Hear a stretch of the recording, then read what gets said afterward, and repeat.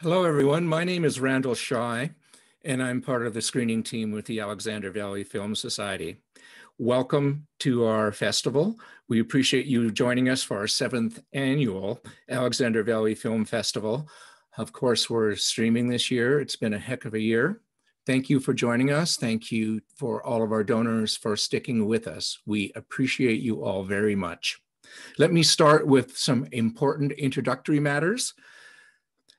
The Alexander Valley Film Society recognizes that we are on unceded land of the Coast Miwok, Pomo, and Wapo. We respectfully acknowledge the Indigenous people who have lived here for thousands of years and who continue to contribute in meaningful ways to their communities and our society as a whole.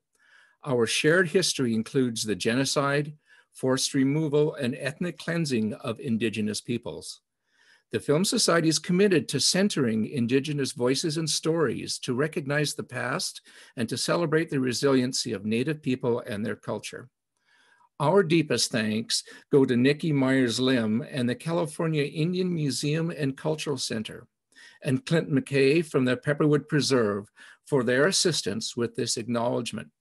To learn more, please visit our website, www.avfilmsociety.org/equity. A few more introductory items. If you need technical assistance at any point during the festival, please visit our website at avfilmsociety.org/FAQ for live chat support between the hours of 6 a.m. and 8 p.m. Pacific. Please note that we are providing live auto captioning through Zoom. You can turn on the captions by clicking the CC at the bottom of your screen. Please post your questions in the chat window of the screen. At the end of the discussion, if time allows, we look forward to taking some of your questions. No racism, homophobia, transphobia, misogyny, or hate speech will be tolerated. This is a safe space for everyone to celebrate film, artists, and the stories they tell. I'm excited to welcome our guests today. They are Christopher Boone and Kevin Smokler. They're directors of Vinyl Nation, and they're here to talk about our film. Hello, Christopher. Hey. And hello, Kevin. Hey there. Nice to talk with you both. Thank you for joining us today. Thanks for having us, Randall. Yes. It's great to be here. Thank you. Well, I'm looking forward to this discussion and learning a little bit more about your film. I truly enjoyed watching it. It certainly resonated with me, and it's something that I'm looking forward to watching again throughout the festival. Let me just throw out a few questions as we work through here. And folks, as we mentioned, if you have questions, please put them in the chat function, and we'll certainly try to get to them. So I'll let either one of you answer this. Tell me, what's the tagline of your film, just to center us?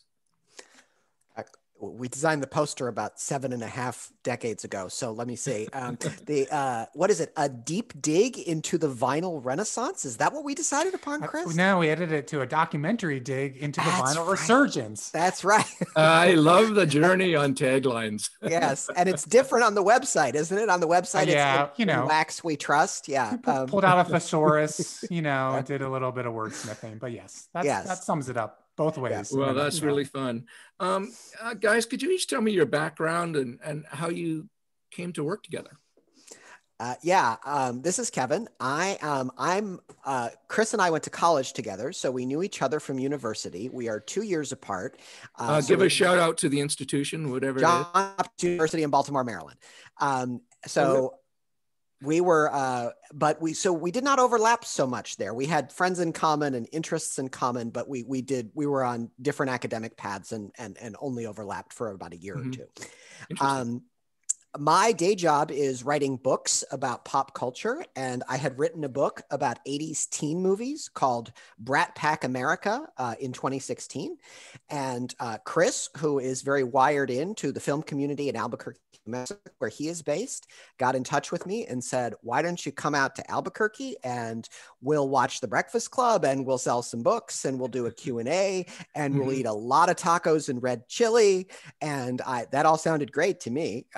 So So we did that. And in the course of doing that, it turned out A, Chris and I worked very well together. And B, I found out Chris had been making movies for a real long time. And he showed me one of them called Sense, Cents, which came out in 2013. And as I like to say, is Mean Girls meets Wall Street, and is fantastic. And I had been wanting to make a documentary as a nonfiction person for a very long time, because that's the way I tell stories. And so I said, Chris, I've been meaning to make a documentary for a while, and you're good at making movies, and we work well together. And he said, about what? And I said, well, I have exactly one idea, and it's about the vinyl record renaissance. And I said, would that work for a documentary? And he said, I have no idea. But at the very least, we can get on the phone and we can talk about it and see if we go anywhere. And so we ended up, I went back to California, and we ended up on the phone once a week, every Friday morning for about 6 months. At which point Chris said, this is either going to be a real thing or it's not, but we have to make a decision, or else we'll just, all it will be is a 40-year phone conversation. And so we said, all right, well, I think we have something to you. And he said, yes. And off we went. That's really cool. That's fantastic. And what drew you to this concept? Where did it come into your brain? How did it go from Pretty in Pink to vinyl records? I had been a relatively new vinyl record person. I'm 47. I'm slightly too young to have been into records the first time around.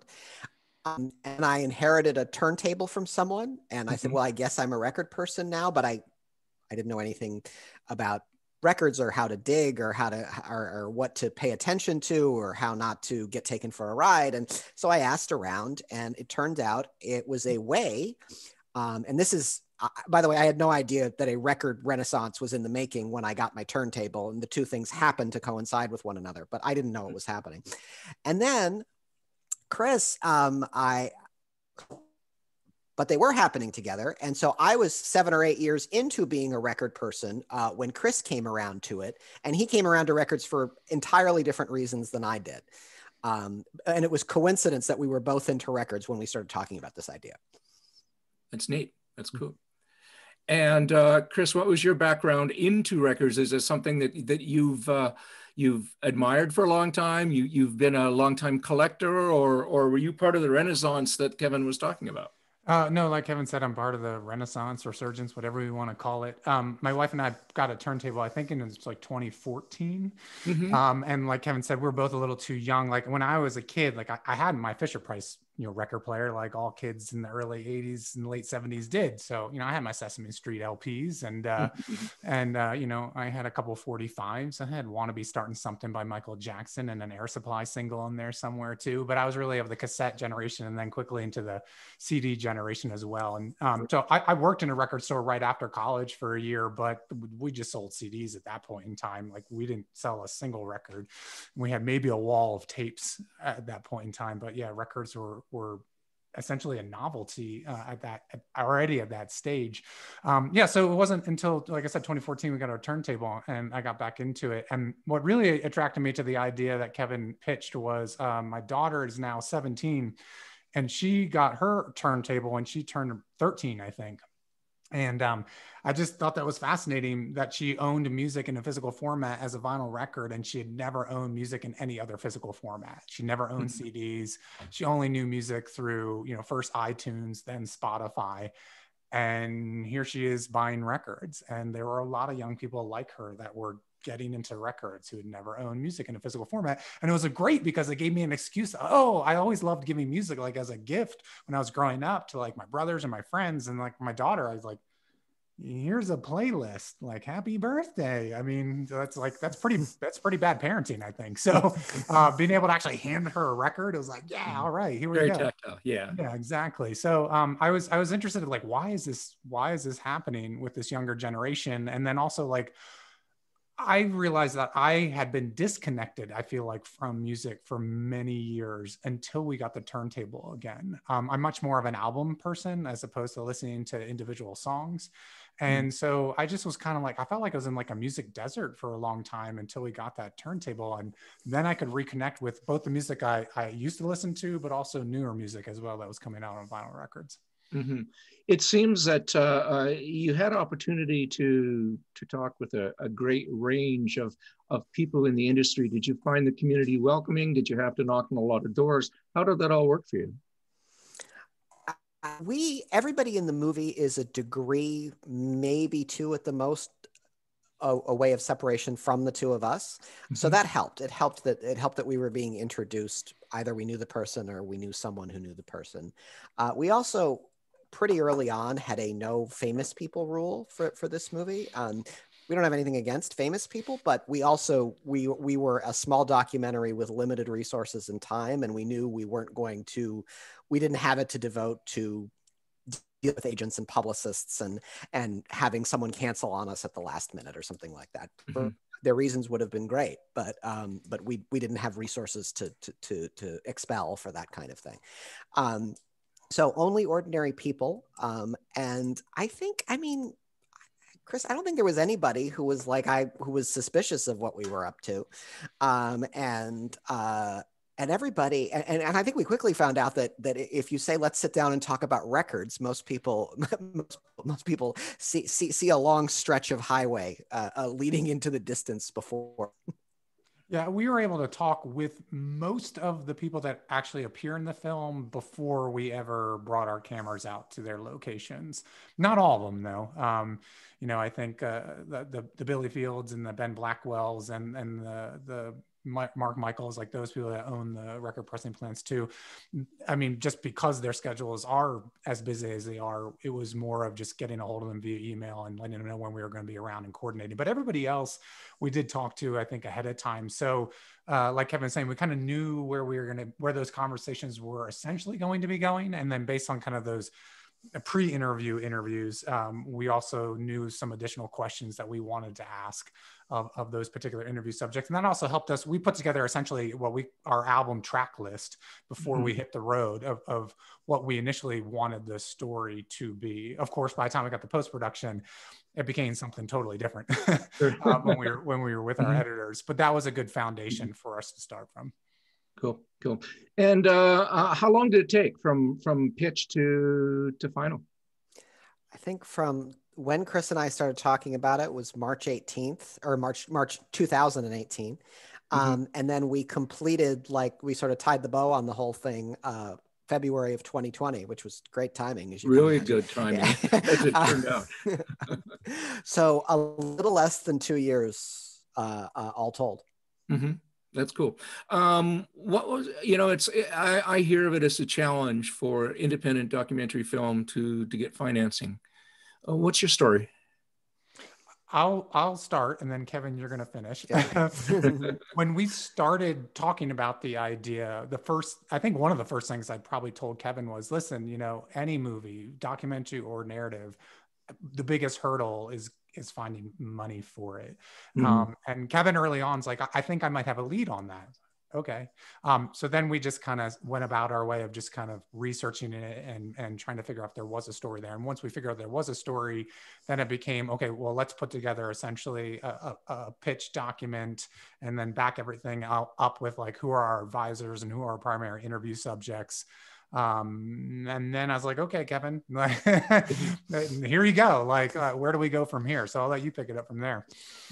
Yeah, I don't think we ever had a conversation, putting went into money. I don't think we ever had a conversation where the Kevin column was over here and the Chris column was over here and we had check marks in each one.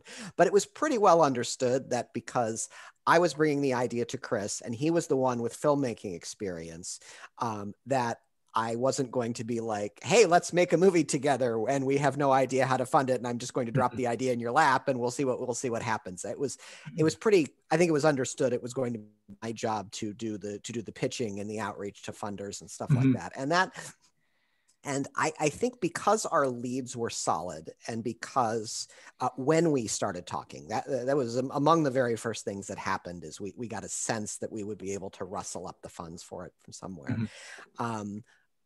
I mostly what I needed from Chris was I said I need to practice our pitch and I need to and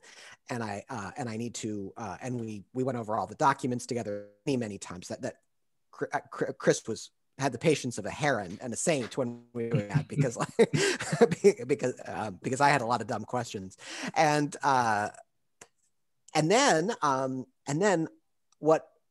So I was going to do the salesmanship, and Chris was going to have all the data and the budgeting to back it up. We like to say that I'm front of office and he's back office, except when we do these things together. Wonderful. When you guys were filming, what surprised you the most? Was there some twist in there that you really didn't see coming, or how did that play out from you from a storyline perspective? I'll go. I've talked about this a little bit before.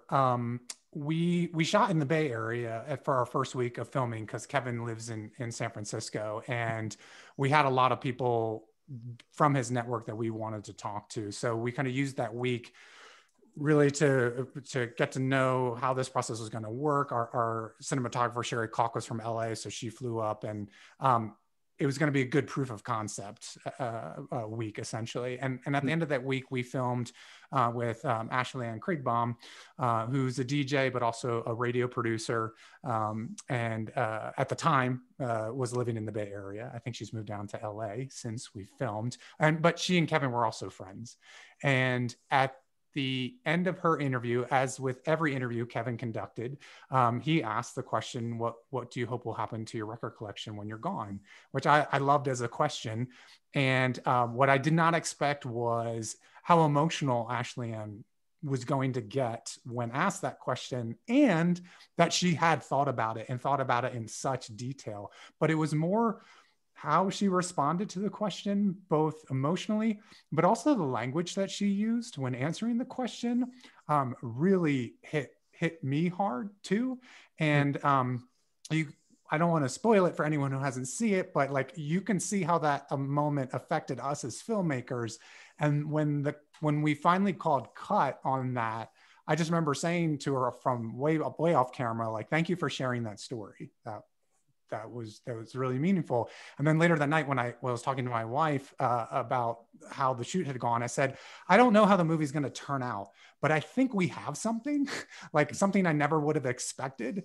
And just that one scene, I was like, I think we'll have a documentary that's going to work. And so, but I just never expected the emotional impact from that moment. I don't know, Kevin. Yeah, it was deep. It was deep. Thank you. Yeah, that was a special moment. That was the end of our first week of shooting, and I don't think Chris and I had a summit meeting about it or anything, but there was definitely like a I think we're onto something feeling that we both had. The big one of the big surprises for me, and it was just because I was really naive about the whole filmmaking process, was about this particular story was I remember saying Chris saying around the second or third week of shooting, he was like, we're gonna learn a lot of new music making this movie. And I actually had a moment where I was like, man, I never thought about that. Like, yeah, but yes, we are. And I think in the course of that, the thing that neither one of us anticipated, but I hope is clear in this film, is that I definitely had I can't speak for Chris, but I definitely had an idea that based on who we talked to, we would be able to predict with some degree of accuracy what kind of music that person was into and what kind of records they had. If we were talking to a 14-year-old kid, he or she was going to have different records than if we were talking to a 70-year-old. Like, and the truth is, every single person surprised us. Like all of the 40 people we had that had a record or an affinity for a certain artist or band that we could not have guessed. And I think we walked away from the movie saying, everybody is actually into more music than they think they're into. Like everybody, they just haven't, like they haven't, but anybody who tells you that I'm not into classical, I'm not into blues, I'm not into hip hop, I'm not into country, like they just haven't met the right friends in those categories, like, and they will be. And that's the vastness and ubiquity of music and what makes it such a beautiful thing. I'd like to unpack that a little bit because I think it's a beautiful film. I've really enjoyed watching it. I've watched it a couple of times. And I find it is a film that inspires dialogue. It's a film that I want to talk with people about. And I expect you're finding the same as you're showing this with your various screenings. I'm wondering what you're hearing from people. And not about their reaction to the film so much, but about how the vinyl industry has resonated in their lives. Chris, you want to go or you want me to? Well, you go take it first. Okay. Yes, this is the kind of movie people like to talk about, which is great because we like to talk about the stuff that's in this movie. It's very easy to get someone rolling on records and this, because records do tell a story, and everyone's record collection is the story of their relationship with music and where those records came from. And records have a real narrative quality to them that some playlists do, but not in the same way because they're physical objects.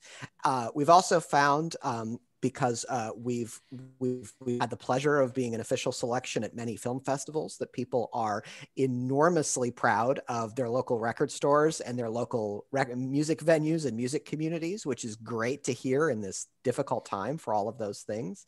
And really dangerous because like we have a very long list of record stores and music venues we're gonna have to visit now once we can. And then I think the other thing is people say I didn't know this was happening. We get some of that. And we also get the, like, I didn't know that records had become such a kind of generalist hobby. You know, I thought it was sort of a thing that weirdos did, you know, like I don't know, like fetishizing model trains or something, and records, and that tells us that one of the things we were aiming for in our movie was the success. We did not want to say that this is a record people. We wanted to say record people are everybody. Chris, anything to add? No, I mean, don't feel you have to. No. I mean, I think that I think that summed it up. Also, what's been interesting to me is showing or hearing from people who are not, like I said, haven't been collecting records, but have heard about the film, or, you know, their partner or whoever is into records and watch it, and they watch it with them. And then we've heard from a number of people like, I need to go get a turntable and some records now. It's like, I had no idea. And again, I think just to build on what Kevin was saying, people may not even realize they want to be into records, or they thought it was something that it wasn't for them, and it is totally for them. And they just maybe felt like they needed permission. And we have people talk about this in the movies. Like, you know, you don't need permission. If you think you might want to do this, like, go and do it. Like, there are no gatekeepers here, even if you thought there were. In fact, you're going to find the opposite. You're going to find people holding the door wide open for you and really encouraging you to get into records, to check things out, to ask questions, have conversations. And that has been a shift during this resurgence. Like, I think when it was kind of at its lowest point, it really did feel like it was some of those collectors that felt like this is only our thing. And it was when I think young people started to get more into it and show that there was still a market for records. And then when the major labels decided to start pressing records again, that it opened the door up. But as you see in our film, that causes its own issues and its own problems. So it's not just all like rainbows and unicorns, you know. There are business issues, there are things, you know, people think it costs too much, all of those things. So we try to explain the environmental impact. We try to go into all of those details. Right. It's all fascinating. I believe we've run out of time here. We're getting pretty close to the half hour. I apologize that we won't be able to get to any of the chat questions, but I'd like to thank you both very much for joining us. I strongly encourage people who are watching the Q&A to watch and enjoy the film and to embrace it as I think the film very easily allows us to do. So Chris, Kevin. Randall, real quickly, do you want us to do a lightning round and quickly run through the questions in the chat? Because we can do that. I'm happy to do that. Catherine, how do you think we're doing in time? Catherine says yes. Catherine says yes. All right, let's do a lightning round. How many records do you each have? I have about 700, but that's only because I had about a decade's head start on Chris. I only have about 100. My daughter has about 25 to 30. She's catching up. And full disclosure, Chris, I'm about with you. You're a reasonable person. Also, my wife has found the joy of tidying up, and that is also why I only have about 100 records. Every time a new record shows up, like 2 showed up last week, she was like, "What's this?" I'm like, "We made a documentary about records. More records are going to appear." I'm sorry. People send us stuff sometimes. Well, thank goodness for IKEA storage boxes, right? They're the perfect. Exactly. Yes. Another question: have you had any notable musicians reach out following the release of the movie?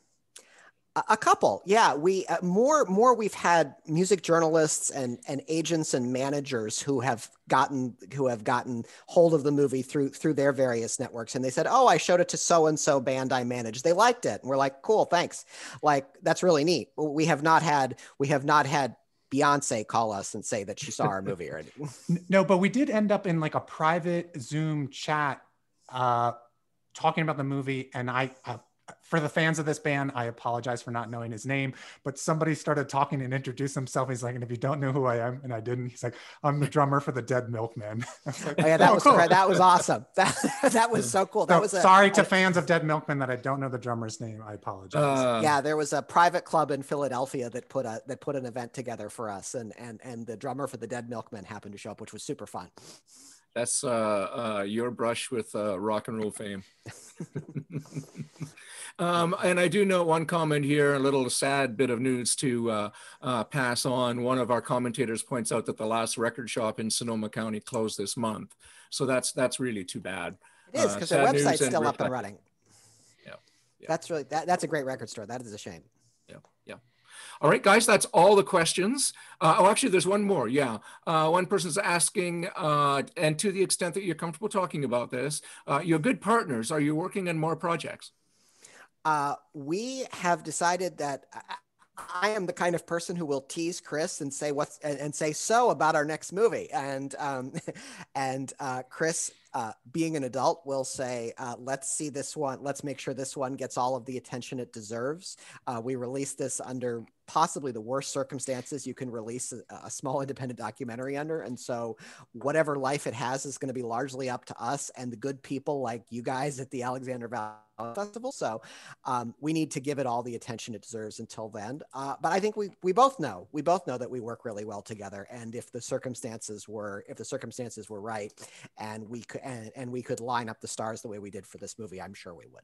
Yeah, we never could have made this movie during a pandemic. So kind of also waiting for a pandemic to subside. So I think we're both kind of individually kicking some things around, and then we'll most likely be coming together again to figure out, which of these ideas makes the most sense for us to work on together. But again, pandemic probably has to subside before we can actually take it on. We're not a big studio. We can't pull all these additional resources together to make it COVID safe. So we wanted to be safe for everybody too. So that's another thing that's probably holding us back a bit. And that's something we'll look forward to seeing and hearing in the future. Everyone, thank you very much. I'd like to thank you both for joining us. And once again, I cannot highly enough recommend this film. It's something that I truly enjoyed. It spoke to me in so many levels. And I'm sure that our Q&A viewers will feel the same. So thank you. Thank you both. Thank you. Thank you.